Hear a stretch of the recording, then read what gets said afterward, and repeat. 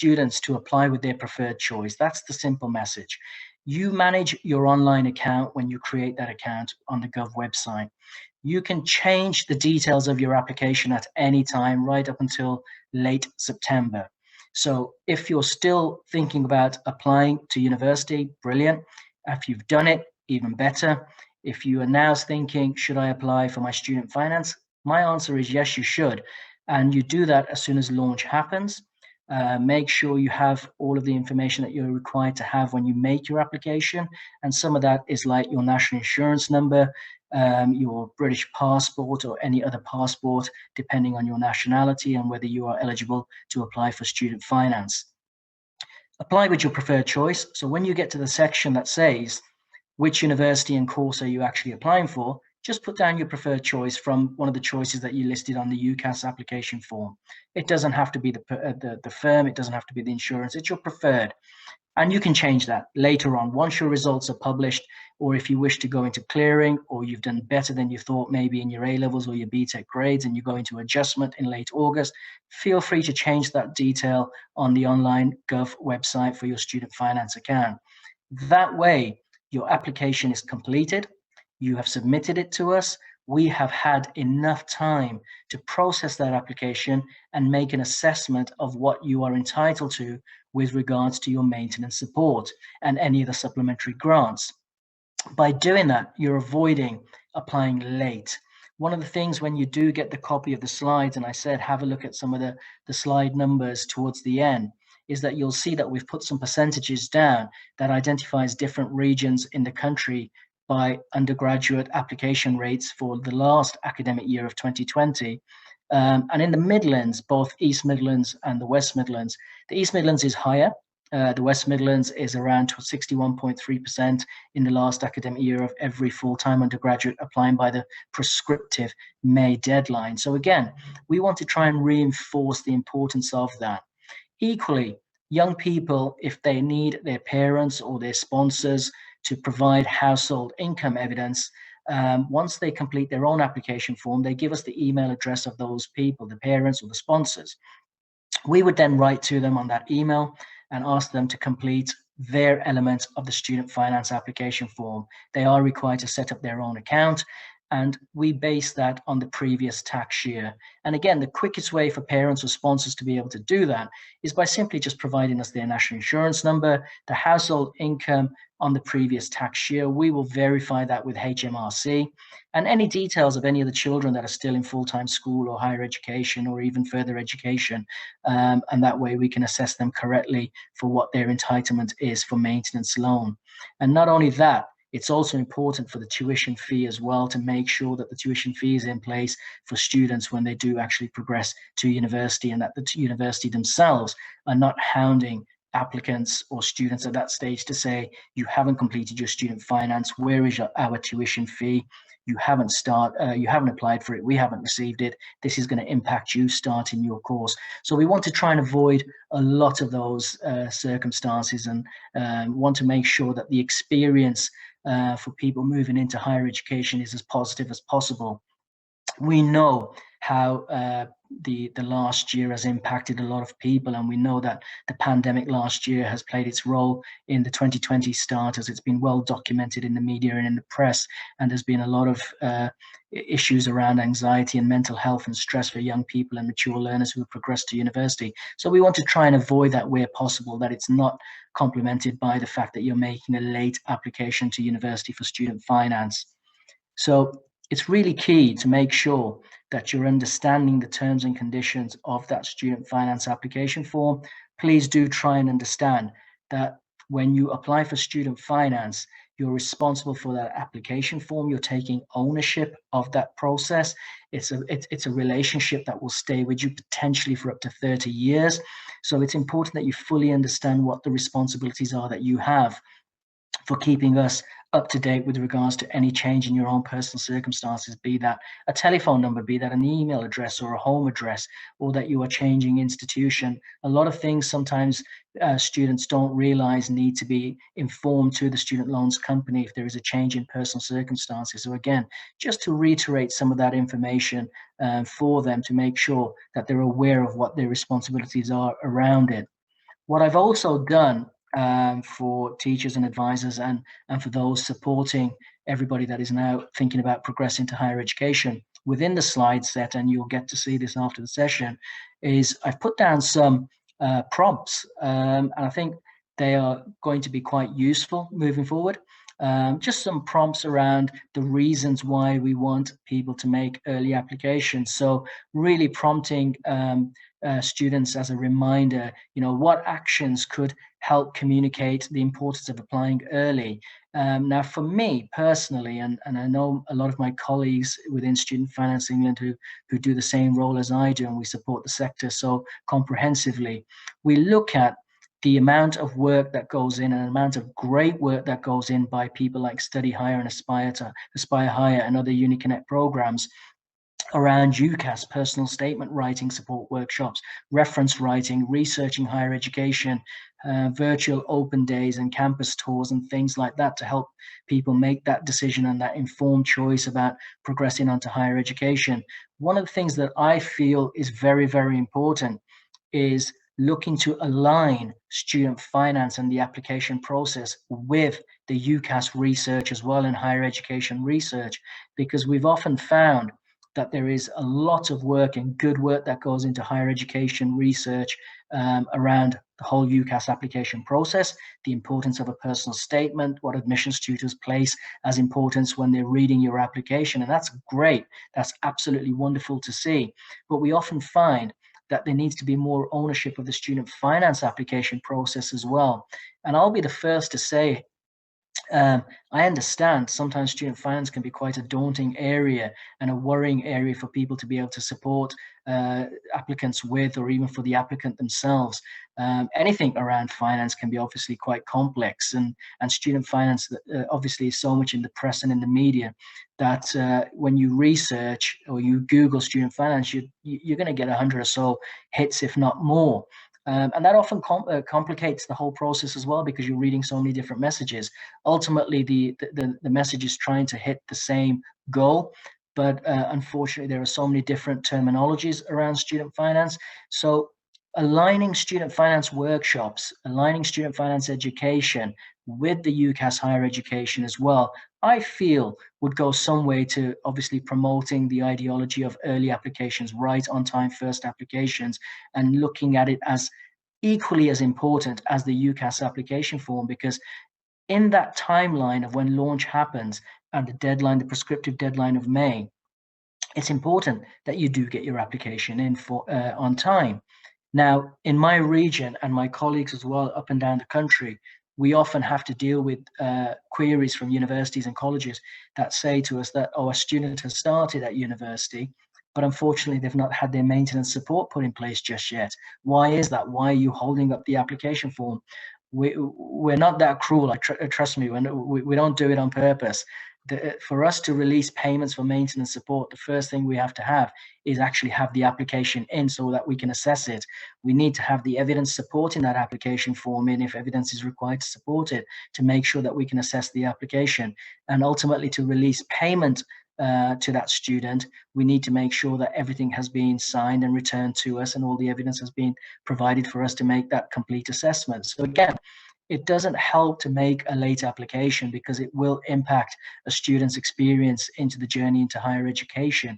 And so it's really, really important that the whole process of understanding what it takes to make an application, some of the prompts that I've put into the slides to help change behaviors and work with other people like parents, family members, siblings who have been through the process themselves and maybe realize the importance of making an early application. It's quite key to making sure that whole process and that whole transition is as seamless as possible. So really, just to reiterate, trying to align IAG messages, material, resources around student finance alongside the UCAS application form, I find would be quite a useful tool to do.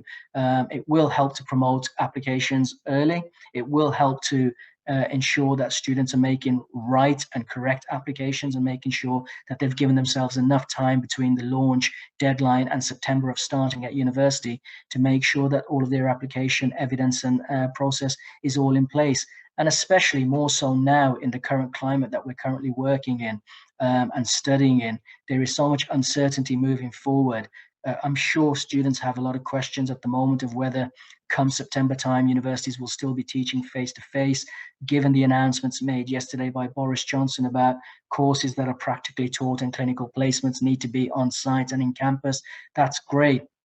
But what about all of the other courses, the humanities, the arts, that still need to have some sort of certainty around what the process will be come September time? So again, for all of these reasons, I think it's very, very important that we look at all of the information that we talk about today, some of the questions that we'll get, and the information that I will provide moving forward in the slides to you all, and that you're able to embrace that and use that in a positive way. I think I've probably said quite a lot already there, Charlotte and Sam. I'm not sure if we've had any questions coming through. I did provide some information yesterday, and so there will be some links made available to you, especially around the whole student finance impact for EU and Brexit. I can't comment too in depth around that at the moment, and that is because government haven't approved final regulations around the Brexit policy on student finance. We have successfully run over the last 2 weeks a couple of webinars. Our final one is tomorrow, and we've had just over 1,200 people register and attend those webinars. We will be making those slides available to everybody around mid-March, and that will be accompanied by a frequently asked questions sheet and resource material on the back of nearly 300 questions that have already been asked of us at SLC around the whole impact of EU and EEA students for 2021 and 2022. But I'm sure there will be some questions this evening, or this afternoon, I should say, around that. And I will do my very best, very high level, to try and speak on it. But for obvious reasons and with the caveats, I can't comment too deeply into that because we're still awaiting final regulation laydown. And it would be wrong of me to actually preempt any of that without knowing for certain what actually will be the position come 2021 and 2022. So on that, I'm more than happy to try and take as many questions as we possibly can in the timeline that we do have. So if we have any questions, please feel free to let me know as they come through. And if not, let's just have an open discussion. It'll be great to hear from some of our guests that are here today. Thanks, Ahmar. We've had one question come through from Becky, and it is, what if a student has an out-of-date passport? Can this still be used as ID for a student finance application? So generally speaking, the passport does need to be current and in date, but where they don't have one, we will accept an applicant's declaration identity form. So it's known as an ADIF form, and that's countersigned by a person who has known that individual for a certain amount of time. The list is quite long, so that could be a GP, it could be a solicitor, it could be a police officer, it could be a teacher, a careers advisor, whoever it is that knows that individual. So it's countersigned by them, and that has to be accompanied with the original birth certificate as well. Brilliant, thank you. I think there was a couple of questions that were pre-submitted that you said you were happy to go through today. So do students who drop out of uni midway through pay the full yearly fee? Yeah, I think that's a very good question. It's something that happens quite a lot, unfortunately. And I think the first thing to say is that dropping out of university shouldn't be seen as a taboo subject, and it shouldn't be seen as a negative. I think is it the National Student Money Survey organization surveyed in 1920 or 2020, I think it was, surveyed a group of students in higher education, and they said that at one point or another, 59% of students at university had considered dropping out of university. So it's something that does happen. It's something that comes into consideration for students for a variety of reasons. But in order to answer the question specifically around liability, and I think that's where it goes, the regulations and the policy around liability is quite clear. So the way that we pay tuition fees to a university or to a higher education college is that we pay them in 3 installments. So we pay 25% in the first term, 25% in the second, and 50% in the third term.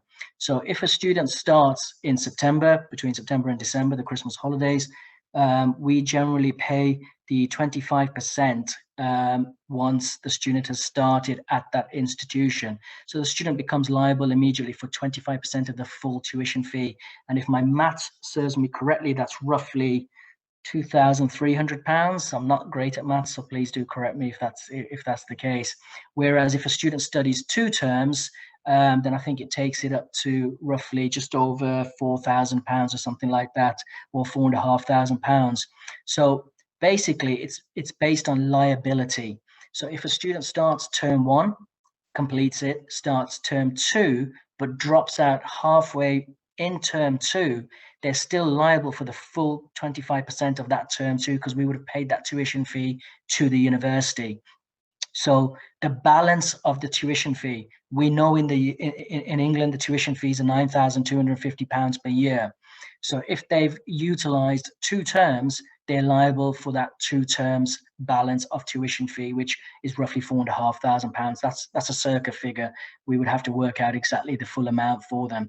Whereas if somebody completes the full year at university and then drops out after their first year, they are liable for that full £9,250 to £9,250 for that tuition fee. But I think it's also important that anybody that is considering dropping out of university, or if you're supporting students that are starting to ask these questions in view of the pandemic, for the students to really do a lot of research on this and speak to the university student advisors, speak to careers advisors, speak to the Student Finance England helpline number, and really get as much information on it as possible, because what we also find is that students don't really realize the full implications of starting a university course or a degree, dropping out after 1 year, going to another university, starting the first year again, dropping out. You're using up what's known as your entitlement. So generally, we only fund ordinary duration plus 1 year. So if you go to an institution and spend 1 year and then drop out, you've utilized 1 year of your tuition fee. Therefore, it is minus 1 year of your remaining entitlement.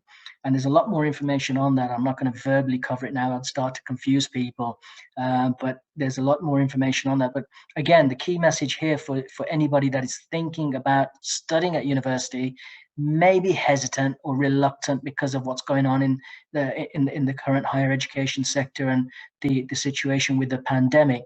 My advice, or my suggestion, not necessarily my advice, my suggestion is get as much advice as possible from the university, the student services advice teams, the student finance within the universities themselves, and get as much information as you possibly can to understand fully the implications of possibly dropping out.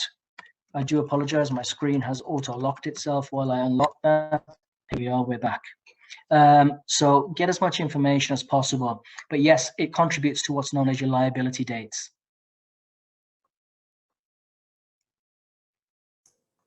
Brilliant, thank you. Don't worry, we didn't lose you just then. So I think I lost everybody else. I couldn't see anybody there. Oh, I think it's a security measure on my laptop. I do apologize. Well, okay. Does anyone else have any questions that they'd like to either put forward in the chat, or please feel free to unmute yourself.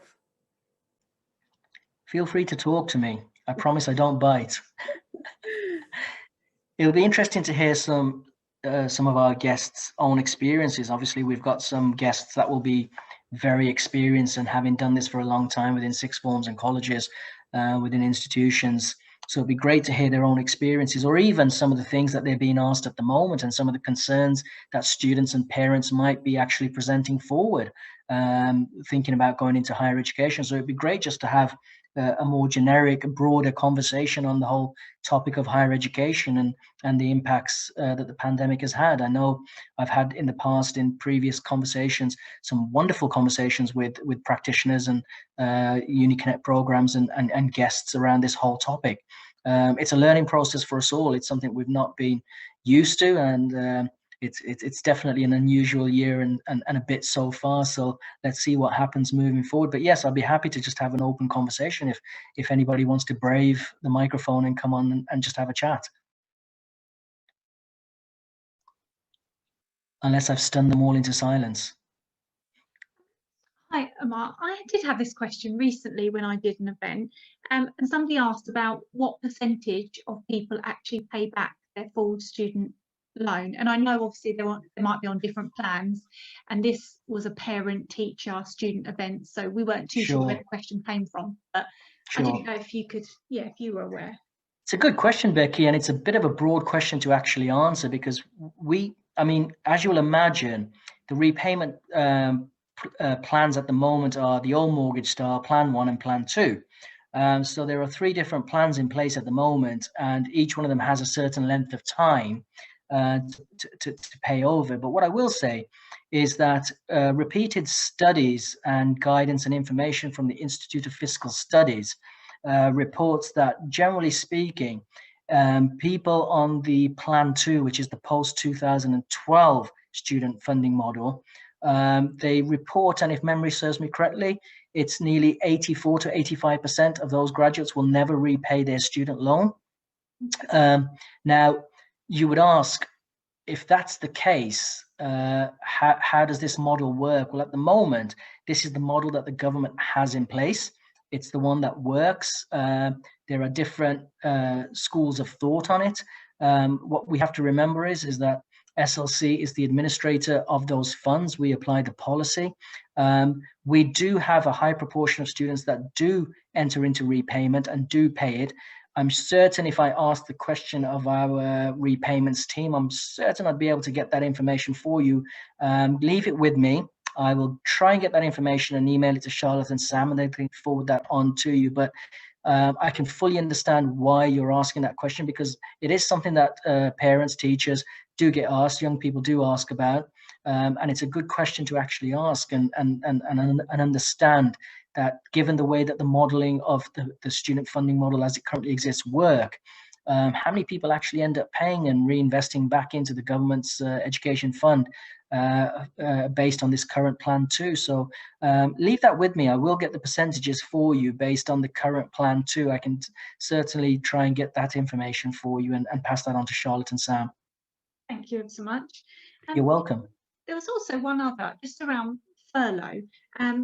So it's my understanding that if somebody maybe has been furloughed, they could ask you to look at like this year's tax year, rather look at the previous tax year. Is that right? Right. So you're absolutely along the right lines there, Becky. What that means is that, generally speaking, so I'll deal with new applicants for 2021 and 2022. Yeah. So anybody thinking about starting in September 21, we always ask for household income evidence on the previous tax year. So this, for 2021 starters, it's going to be 19 and 20, the full tax year that we ask for. Yeah. So at the point of household income being provided to us, where students, I do apologize, my screen has locked itself again. So if you see me fidgeting on the screen, it's because of that. Where they have an impact to households through furlough, through a reduction in salary, whatever it might be due to the current pandemic, we do have a system in place, and it's known as the current year income assessment. Now, how the current year income assessment process works is that we look at if there is a 15% or greater drop of the household income combined, and if the parents or the people sponsoring the application form from that household income believe that there is, we ask them to complete the current year income assessment form, forward it to us with estimates of what they believe their income is likely to be for the current tax year, for our assessment teams to then reassess based on that information. What then happens is that once that is provided to us, we, at the end of this tax year, ask for the evidence of that income earned. And if there is any change, fluctuate up or down, we can make those adjustments in the second year or the following years of what somebody's maintenance entitlement may be. So yes, you're absolutely correct. There is a process in place, and that process did play its part in the last academic year, in the 2020 starters, given the pandemic year that we've had. We made the current year income assessment available earlier, not in the June, July time that we generally do. And that was to be able to support young people and mature learners that had already started university, and then their households had become impacted by the pandemic. So yes, Becky, there is a process in place. Lovely, thank you. And it's just a current year income assessment form they'd need. Correct. It's available from the Gov website. Fantastic, thank you. You're more than welcome.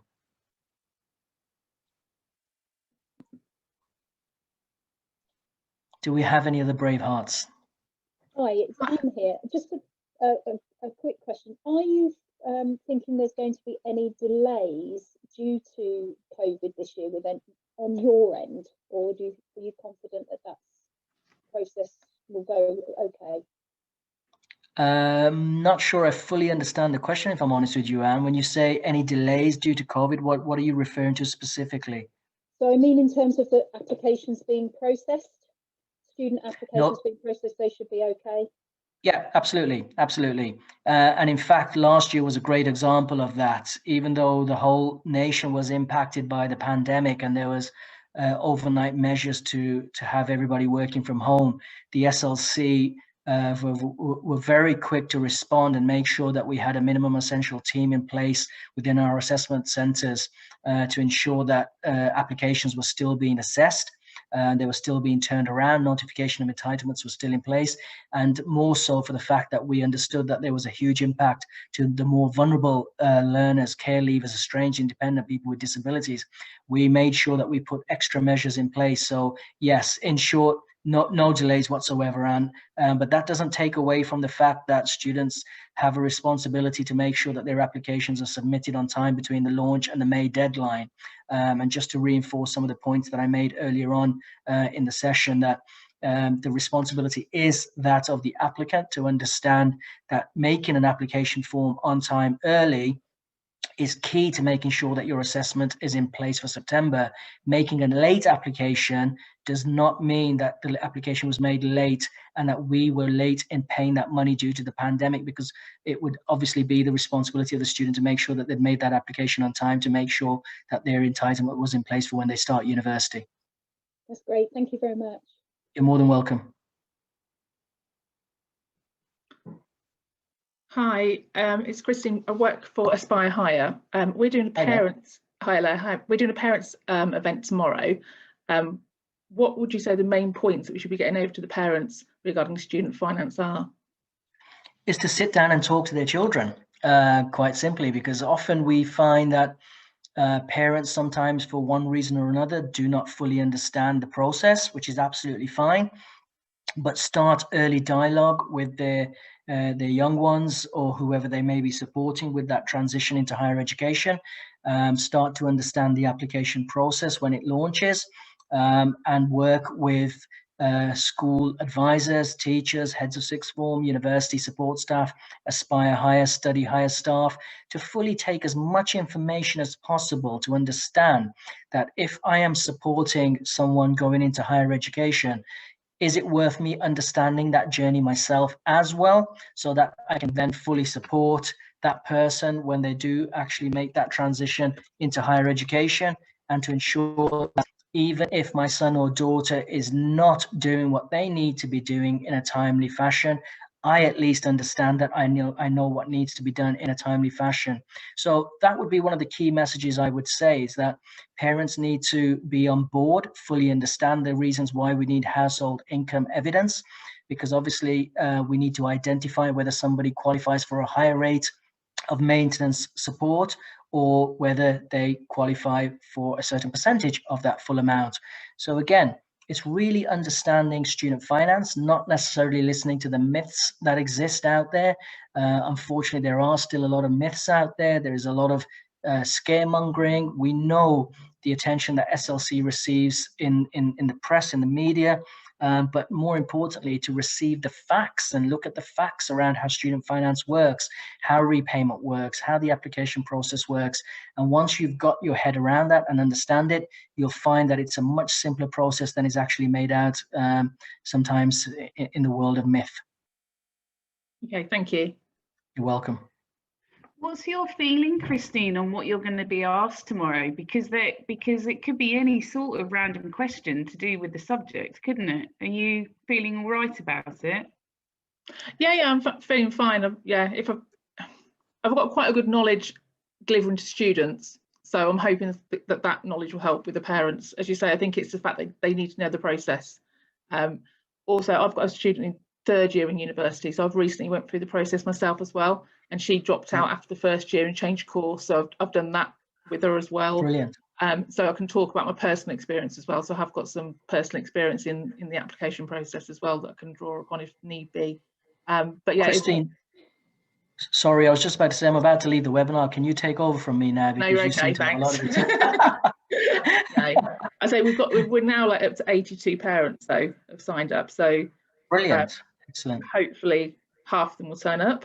I think that's yeah, I mean, 82 parents is brilliant. And I think that's a sign of obviously what's been happening in the last year or so. There are concerns and there are some worries amongst parents out there. And as you said, you've been through the process yourself and you've been lucky enough to do that pre-pandemic.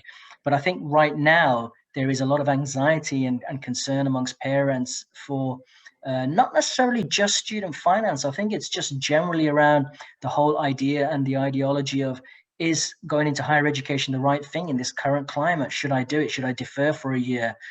What's likely to change? What's not likely to change? And there are some searching questions out there right now, and rightly so, because the government's guidelines are very clear. We've got our own FAQs section on the impact of COVID and the adjustments that we've made in line with guidance from the Department for Education. I've made that link available to Charlotte. That should be made available to all guests after this session. So there are some searching questions, and rightly so, that parents are asking and should be asking, because it's a very unusual time. And, you know, going into university is an investment. It's an investment in your future. It's an investment for young people in their social and economic mobility. It allows them to progress into and achieve the careers that they ultimately want to do. If we are to look at what UCAS stated just last week, that there is the highest number of UCAS applications reported for this year than there has been in previous years. And a lot of that is around the NHS applications. And I would imagine COVID has played its part in that. So there are a lot of variables playing their part in the last 12 to 14 months and affecting and impacting behavioral patterns, I would imagine, for making those decisions. So yeah, good luck with that event tomorrow, and I'm sure you'll get some great questions. Hopefully. Can I just ask, I work in a sixth form college with a sort of wide range of intake of students. And I just find year on year, nothing to do with COVID really, that the myths that come out in the media talking always about as a huge debt that the students get, it really, really puts off those students who we're really trying to encourage to consider university. It doesn't put off the ones whose families have always gone to university and it's all, they know everything inside out. But those students that we're trying to encourage, there's so little understanding because of the terminology used in the media. And I don't know what can be done about that, but somehow some really easy advertising, which sort of pulls it all together without having to go through an enormous .gov website to try and make sense of it, needs to be out there somehow, doesn't it? Well, Juliet, I am so glad you brought that up. And the reason is that I'm an advocate of higher education per se. I'm an advocate of education full stop. I'm a careers advisor by profession, many years in FE and HE myself. We've done a lot of work at SLC and specifically within our team around the use of terminology. And we steer away and advise people to steer away from the terminology of debt. For the very reason that you have just mentioned. If there is to be true widening participation and access to higher education or further education, I think there needs to be a shift in a psyche from practitioners, from parents, from all of us that are involved in supporting people, and especially the most hard to reach groups in raising those aspirations to higher education, to embrace that the use of debt immediately puts a barrier up to anybody considering higher education. I think the word debt comes from the word loan, doesn't it? So you can't go loan to tax very easily. So well, you need to take away that term loan somehow, don't you? Well, this is it. And in one of the points made in the Augur Review of 2016 was a possible change to the name of the way that student funding exists, and rather than calling it the Student Loans Company or Student Loans, maybe looking at renaming. But until we're there, I think what we need to be able to also distinguish is that we're not a commercial company, and it's not a commercial loan. This is an investment in people's future, and the way that the repayment works isn't the same way as a mortgage or a car installment payment works. Nobody's going to come knocking on anybody's door, and until we fully understand that, you know, we all know that, but how do we get that to a family with a 16, 17-year-old who's being put off? How do we do that? Well, I mean, I can't sit here and advise you personally of how you would do that to a family of a 16 to 17-year-old. What I will say is there is an abundance of resources from us at SLC on our student finance campaigns, our YouTube videos, the work that we do that's shared with the student room.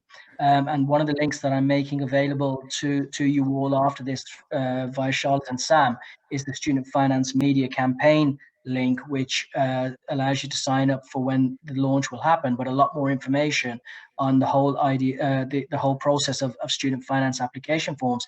And I think it's a challenging question. I think it's a challenge that will always remain. Higher education isn't for everyone, and I think that will always be the case. But if we are all collectively trying to raise aspirations to higher education, in answer to your question, how do we do that? We do that by reinforcing not to use the term debt and using terminology that is different. Because what we have to remember is that transitioning into higher education is an adult learning environment. And amongst student finance, there will be other matters that these adults, once they go into the world of work, will have to deal with: national insurance contributions, income tax, pensions, mortgages, rent, other finance areas. So if we start early embracing and helping them embrace that this is part and parcel of that adult learning environment, and that this is an investment in your future, this is how repayment works. Here are the facts around how student finance works. Whether you watch a Martin Lewis video, whether you watch a Student Finance England YouTube video, whether you look at the resources from Aspire Higher or Study Higher, whoever it might be from, it's by continually reinforcing that message that no, this isn't a commercial debt. Because I get asked this question all the time: is it likely to impact my son or daughter's mortgage application? No, it's not. But does the bank have a right to ask the question, do you have a student loan? Absolutely, they have a right to ask that question, because it goes to the same way of affordability as if you have a mobile phone contract or a car payment, or you're eating out 5 nights a week, and it shows that you have high expenditure.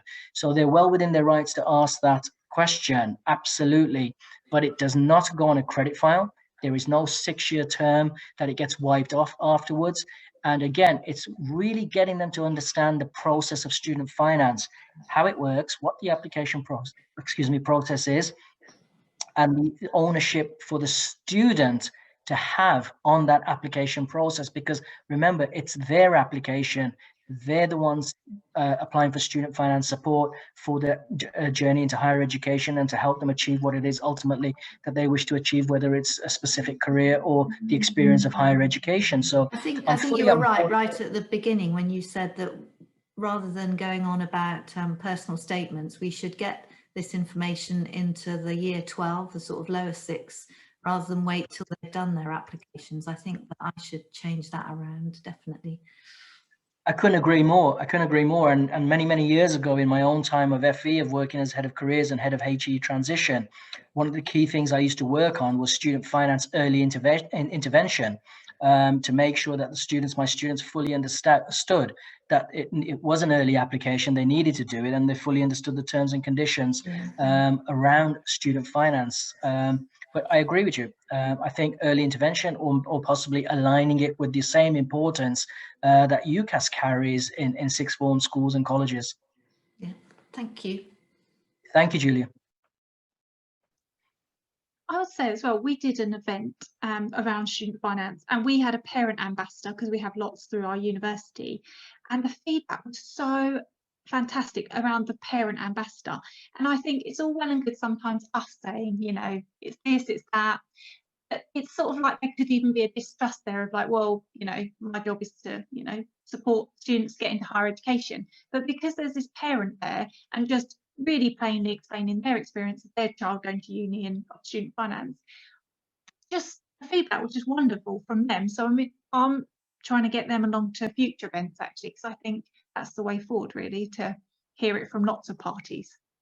Couldn't agree more, Becky. I think life examples, real case studies, whether it's a student, whether it's a parent, whether it's an estranged student, an independent, a care leaver, to obviously talk about their own experiences is so valuable in the current climate.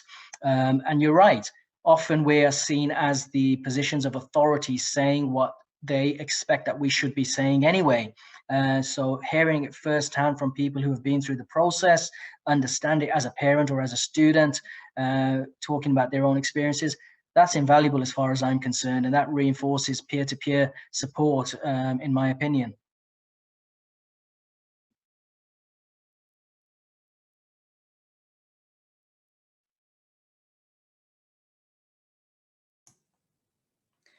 Great. So it's gone very quiet. It has. We've had some really good questions so far. Thank you so much, Ahmar. I don't think we've got any more in the chat at the moment. Does anyone have any last questions? We've still got 10 minutes left, so there's plenty of time. Sorry, me again, but I just wondered if you could just do a really sort of basic thing around the repayment, because I find that still stumps me a little bit. Sure. Around the interest rate, really, because that's the question parents always want to know.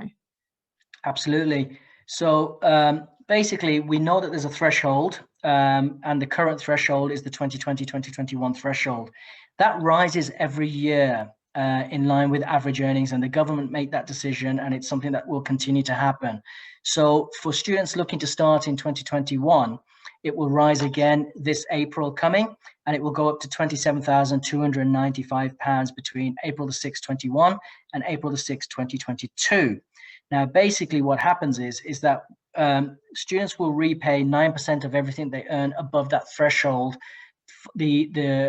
following their graduation and leaving their course, and that's generally the April after they've finished their course. So if they finish in July of one year, they have until April the following year to repay. So there's almost like a grace period before they enter into repayment. And again, it has to be 9% of above whatever the threshold is at the point that they graduate. So we know it goes up every year. So somebody starting in 2021, by the time they graduate from, let's arguably say, a 3-year degree in 2024, that threshold could be anywhere near £30,000 before they have to enter into repayment. With regards to, obviously, interest, yes, interest is charged. We know it's a hot topic. It remains a hot topic, and it remains a hot topic among certain demographics as well. So interest is charged from the moment the student loans are paid to the student and to the university. So during their study and until they actually enter repayment, it's the retail price index plus 3%. Now, the RPI is set by the government. It's not set by the student loans company. We don't make those decisions. That is applied by the government. So during their study, until they actually enter into their repayments, it's RPI that has been announced in that year, in the March, and then is applied from the September of that year. So that would be, for this coming year, it'll be roughly 5.6%. Now, when they're into an income, and if their income is underneath the actual threshold level, it will only be the RPI. So it would only be, currently as it stands, the 2.6%. But again, we wouldn't know what that would be in 3 years' time for when someone graduates. Then there are thresholds, income thresholds. So where somebody is between the income threshold of 27,295 up to shy of £50,000, I think it is. It'll all be in the tables and in the slides that I send on afterwards, so it's more prescriptive for you. It will be the retail price index plus up to 3%, not necessarily plus 3%. But once the income goes over £49,000 roughly, it is the RPI plus the 3%. And again, the RPI at the point of what that income is at 49,000 and above in the year that that student is actually working. So interest is charged. That's absolutely a fact. It continues to remain on the balance of the student loan that the student has until repayment is made or it is written off. And again, I agree with you. It's a topic that does get asked a lot of questions around, and will continue to do so, in my opinion. But it makes for a great topic of discussion. So when I send the slides on, there is far more detailed information around the whole RPI +3 and how the interest rate works currently for the Plan 2 post 2012 students entering into higher education. So you'll have that information at hand, Becky, and please do feel free to use it as a resource when you're supporting students or even parents and trying to help them explain how it works. But I think the key thing here to keep in mind is that yes, the interest continues to accrue until the 30-year write-off period, or it is written off earlier for whatever reason that might be. There was in the 2016 Augur review some mention of maybe extending it to 40 years. I personally can't see that one happening, but we have to wait and see if that one's entertained. But again, just keeping in mind, everything is based on the repayment threshold. Yes, interest continues to accrue, but you only repay 9% above the earnings of that threshold. And if you fall below that threshold, the repayments stop, even though the interest might continue to accrue until it's written off. If you never go into repayment, or for whatever reason, through severe disability, and you're unable to work, and that is evidence from the DWP through personal independent payment and some other documentation, it's written off. And I think that's the key messages around it, to fully understand how repayment works and how the interest is accrued to it. But the fact that the actual repayment is 9% above the threshold. And again, when I send the slides, there is a sliding scale table of rough estimates of graduate earnings and what those monthly repayments would actually look like. Right, thank you. You're welcome. We have a few more minutes if anybody else wants to have a chat or has another question to ask. Or if everybody's just desperate to get out early now because it's nearly 5 o'clock and wants to get a coffee and some dinner down them. I was just going to ask, I am right in thinking, I've heard, I think it's Martin Lewis who said it, that if a student has the full amount of loans, they have to have a starting salary of 40,000, 43,000 or something, and then earn 4% each year above inflation to be able to pay off the loan. Does that sound? Christine, if I'm absolutely honest with you, I can't comment on what Martin Lewis has said in his resources or his latest videos. I would have to have a look at that. The resources that I will send out afterwards will explain the income thresholds. Now, what Martin Lewis may well be referring to is, in order to clear their student loan balance, what they actually have to earn over a certain period of time. And again, it's something without verifying that information, I'm not in a position to be able to comment on, unfortunately. Okay, yeah, I wouldn't want to do the maths. I wouldn't want to work out the interest and work out. So it's sort of like, do you believe him or not do you believe? So I thought I'd ask to see if he was true. Yeah, I mean, my mental arithmetic can be okay on some days, but this close to 5 o'clock, no amount of caffeine is going to help me.